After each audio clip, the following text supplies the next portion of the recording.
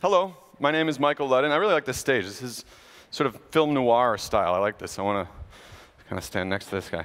Sorry. I am the director of product for a team called Watson Developer Labs, and I started an initiative at IBM called AR/VR Labs, which is, both of them have the same shared mission, which is to enable developers, third-party developers with IBM technology by building use case-based solutions for them.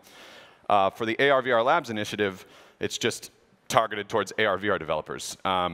We'll go into detail about all of that, but I'm really excited to bring you this talk, Artificial Intelligence for an Augmented World, because I think, frankly, artificial intelligence is already and will continue to play a huge and even bigger role in the application of immersive technologies to our daily lives. And I'm going to give an example to kick us off with this wonderful slide. So if you would, imagine with me that the year is 2052. Is anybody familiar with the Good Samaritan parable? Who's read of that? Okay, what is the Good Samaritan parable?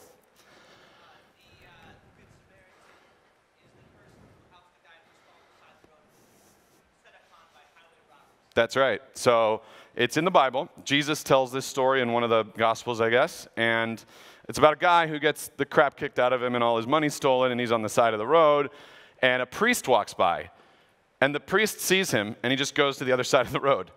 This is a really messed up parable, by the way. If you reread it, you're like, wow, people sucked back then, and maybe they still do, I don't know. But then another person passes them by, and then a random person from Samaria, who is supposed to hate the person who got beat up, nonetheless helped the guy, took him to a hotel, and paid for it. So it's like doing a favor, right, for the community or for your neighbors. So fast forward, this is not at all the same. The stakes are much lower. But imagine it's 2052, and this young lady here, I guess I'm assuming she's young. Let's just call her Bertha, because why not? She's walking home from a fun night with friends. She had a ton of fun, but not too much fun, so she's feeling very satisfied. She's in a good mood.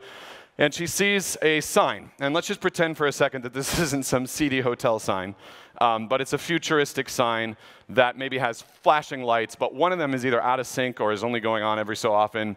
And she sees this and she says, you know what? I'm going to fix that for these guys. So she, through some mechanism, calls up, maybe voice interaction, show me the code. And there's an overlay that's displayed in front of her eyes somehow. And it shows an architecture of shapes, colors, and symbols. And she sees that one of them is causing a lot of problems for the system in terms of garbage collection, and looks like over the years, because she's a programmer by trade, over the years, the system has continued to consume more memory until it stopped functioning because there's just too much garbage and the collection system isn't handling it appropriately. So she physically moves her hand, opens something up, places something inside of it, closes it, takes out a virtual tool from her thing and maybe screws it in or does some sort of motion, flips it over, locks it in, the light pomps on, she turns off her overlay, and she moves on. This is the future I think that we're actually heading towards. If you think about it, programming has always been an obfuscation layer, an abstraction layer. It's a proxy for what we really want to do. Before I get into this, and this is fun, but humans, well, just really quickly, my thesis is that humans have a spatial memory that is instinctually, it's one of the most primal things that we have. We think through the world spatially, and yet currently in the digital world, it's not spatial. Of course, we all know sitting here that's what immersive technologies bring to the table. But let's see, can I go back? OK.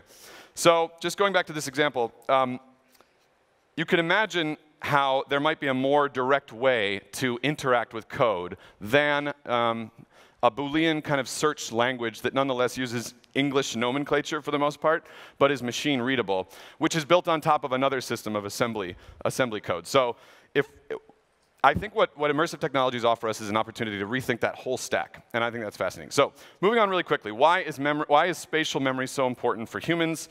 Has anybody seen Sherlock Holmes? Yeah, Sherlock Holmes. OK, great. Benedict Cumberbatch, love him, fun. Have you seen this episode? OK.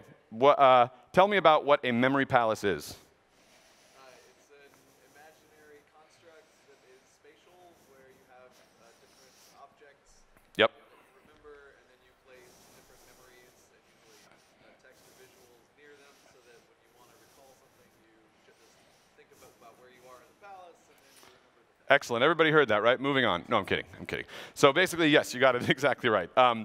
So the memory palace, or method of Loki, which is a thousands-year-old technique for engaging spatial memory to memorize anything you want to, is essentially where you go to a familiar place in your head, imaginarily, and you think through it like, okay, this is my walking path. So for most people, it's their apartment or their office or something. So for me, it's my apartment. You go through and you select a few spots that are highlight spots that you want to place things that you want to remember. I have a terrible memory for names, and I feel like such an asshole. I did. Every time I saw my maintenance manager on site in the morning, he'd be like, hey, Michael, how you doing? And I'd be like, what's up, you? And so I figured I would try this to see if I could solve that problem. His name's Jeff. So I put Jeff in my head, in my memory palace, on my shoe rack to the right of where I enter. So he's in a specific place. I also, and they recommend you do this, put Jeff in doing something that would associate him with his relationship to me in my life, which is maintenance manager. So he's screwing in a light bulb above me. And then you do something that he would never do to kind of make it jarring and stand out and create a memory, a fictional memory. So I have him turn to me and I have him say F. Because Jeff doesn't swear, and he would never say the word F. But F is Jeff without the J, so that reminds me that his name's Jeff. Next morning after I did that, so I'm in the elevator, I was like, hey, Jeff, how you doing? And I haven't forgot his name since. He was really freaked out. So that's the power of spatial memory, spatial interaction, or the spatial component of the human mind. And I think that as we get further and further into the future, you're going to start to see programming become more and more like being a mechanic, in the sense that you do it physically. Okay, so this is an overview of the talk. I'm going to briefly talk about Star Trek Bridge Crew because that's something I worked on directly along with the VR Speech Sandbox to kind of ground us in what AI in XR is. Then we're going to redefine briefly, if we have time. Do I really have 8 minutes left? That's insane. Oh my gosh. Well, this is just a teaser. I'm going to give you some of this. Wow, okay. So really quickly, with the time I have remaining, let's play this video of Star Trek Bridge Crew to give you a flavor for the gameplay, and then I'll talk about what IBM did with them. So we can play the Star Trek video now. There we go. Bonus points if you recognize any of the actors or their Star Trek characters.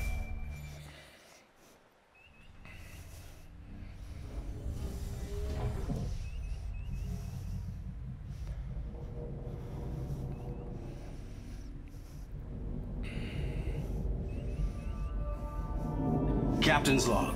Stardate 2016.165. Starship USS Aegis is preparing for her maiden voyage. We've gathered some of the most decorated officers in the Federation to test her limits and to prove her place among Starfleet's finest ships. We're en route to a secret testing facility and are proceeding to our destination at maximum warp.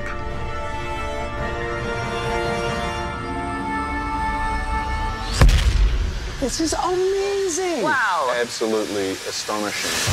When I walked in, I really wasn't sure what I was actually walking into. This is very cool. If I could have imagined what I would have wanted the Star Trek VR game to be, this is it!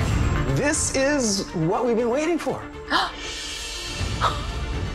Holy crap, this is amazing. I mean, it really is breathtaking.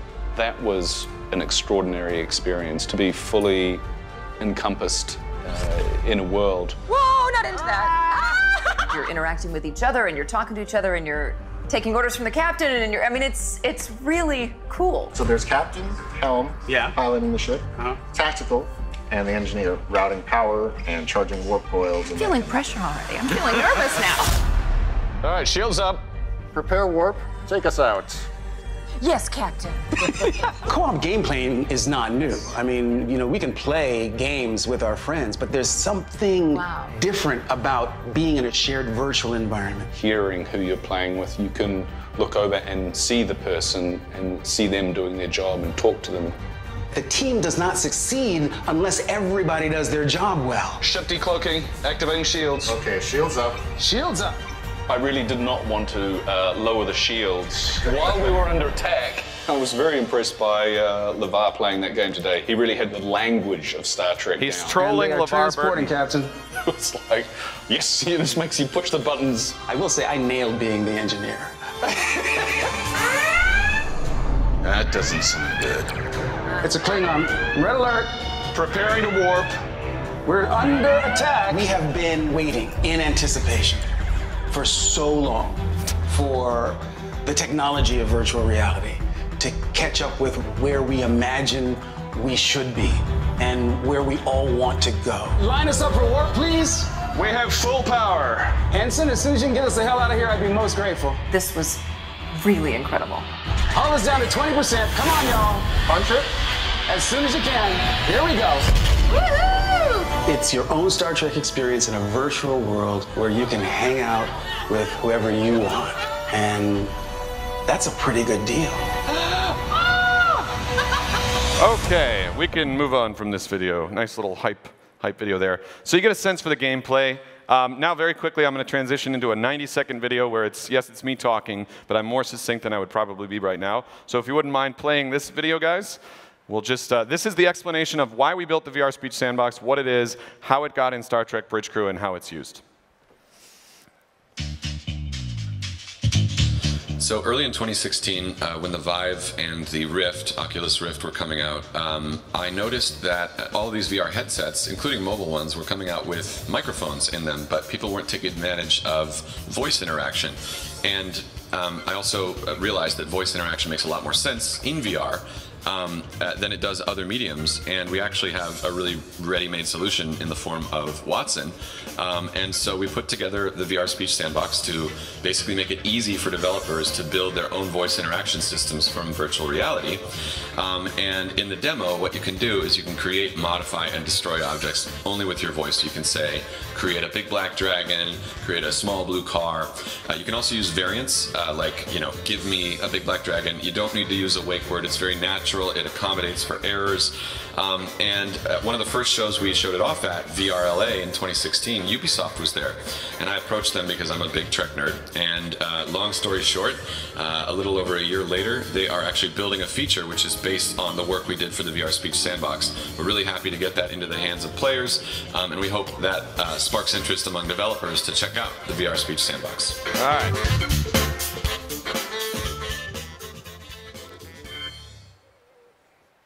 You can switch back. Awesome.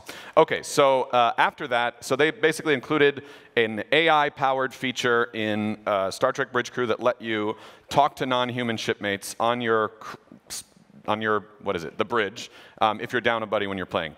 So fast forward a little bit, we inked a partnership with Unity. Now we have the VR Speech Sandbox and the entire Watson Unity SDK available in Unity if you're a Unity developer or you're interested in doing XR in Unity. We're making it easier than ever to do that. And that's the company page. So I'm not going to have time to get into this really at all, but I'll just say one note on this. When I talk about AI, I'm generally talking about narrow AI and machine learning algorithms. When a lot of other people talk about AI, especially outside the industry, especially in Hollywood, et cetera, they're talking about general AI, which would be if you pulled out your phone and asked Siri, hey Siri, can you set an appointment for me tomorrow morning at 4 a.m.? And Siri said, whoa, whoa, whoa, bro. We talked about this. You don't bother me between the hours of 11 and 1 p.m. because I'm getting my beauty rest here, right? That would be, it would have its own agency. It would be able to come up with its own reasoning as for why it does or doesn't want to do something or learn something new, and it could have multiple skills across multiple different domains. We ain't there. So all this is to say basically that. Okay. Current approaches to AI, cloud-based, local algorithm, open source. I'm sorry, but I don't have time to get into any of this. What I think people came here to hear, less so about the Watson products, but these are the services that we have. They're all API-based services that developers can make API calls to. They're cloud-based, and they do a lot of, here, I'll put that up, see some people take pictures. You can also just go to the website, on the interwebs. So Watson currently powers everything from video games to tax preparation software. Many of these we don't even know about because Watson is a self-service platform. Some of them are premium partners. They have the with Watson branding like these two here. So it just depends, but it's important to understand that Watson is a smorgasbord of technology solutions that can be self-service and consumed by developers, and we have free tiers for all that. Really quickly, these are some examples of AI in XR. 2 years ago, I held a hackathon in Silicon Valley at the then headquarters of SVVR, where we invited a select few senior game developers with a lot of experience, and I asked them to use Watson visual recognition from Unity to do something interesting in VR. And they came up with a Scribblenauts kind of concept, where you can draw a key, press a button, it will send it to our service, which you can retrain, which is a unique feature and a competitive advantage for us, and it will populate a 3D key into the game. I thought that was very interesting. Another interesting thing here that is going to get a lot more useful, and there's a lot of work being done internally, and we see a lot of other companies' efforts around this as well, and certainly we want to make this more readily available to Unity developers. You can detect emotion using our tone analyzer service, and this is a demo. I'm not going to play the video, but basically it's a fake R2-D2. It's totally not R2-D2. You hear that, Disney? And if you're happy, if you say happy things or sad things or mad things, it will react differently. So if you yell at it and swear, it'll go, oh, boop, boop, boop, boop, you know. And if you're happy, it'll be like, beep, yeah. So you can imagine how that would lead to more personalized, anthropomorphized experiences, humanized, you might say. This is something called Immersive Insights. This is a team at IBM that's building spatial views of data, which, as we just established, spatial memory is great, but it's also great for detecting anomalies faster than your conscious brain even can. You can see it. You're like, oh, that looks weird. Let me see what that is in the middle of a sea of data. It's much easier to pick that out for humans because of the spatial component than on a 2D screen.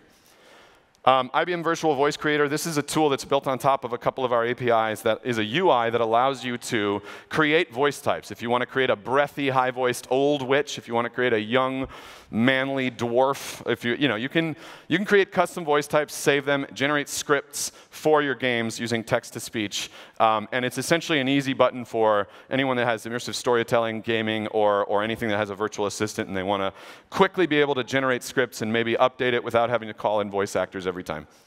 Okay, so future trends. I love that the CEO of Leap Motion was talking about skeuomorphism. Couldn't agree more. Wish I had time to get into it. I think absolutely standardizing input methods is important. And just a word on that. It's so important that everyone here in this audience understand that the thing that's going to get everybody using AR and VR is something that you can do more efficient and easily and better, or that you just can only do in those environments that you can't do or you can do worse elsewhere. There's a reason we still use a mouse and keyboard, and it's because I can move my finger like this and delete a 50,000 gigabyte file, right? So it's the most efficient method of interacting with a digital desktop environment that we've discovered yet. Certainly it is not the most efficient possible, but we're kind of locked in on this path at the moment. I hope someday we change. But with VR, we talked a lot about skeuomorphism and how you put on VR and suddenly you're presented with a bunch of touch screens with fake keyboards, and it's like, this is silly. I can do this in the real world, right? But I think it's also important to note that we need to standardize the ways in which people interact in AR and VR so that it's something that people can know. Like when you pull down your notification bar on an Android phone, or when you press the home button, or do Face ID now on an iPhone 10, right? It's expected behavior that everybody knows how to do it. That's what we need for AR and VR. And we're pretty far from that, but I think voice is going to play a component in that. And I think I've been over time for about 5 minutes, so I'm sorry I'm going to have to crap out on you guys. If you want my information, this is it. I give these sorts of talks frequently, so feel free to find me somewhere else. Thanks a lot, everybody.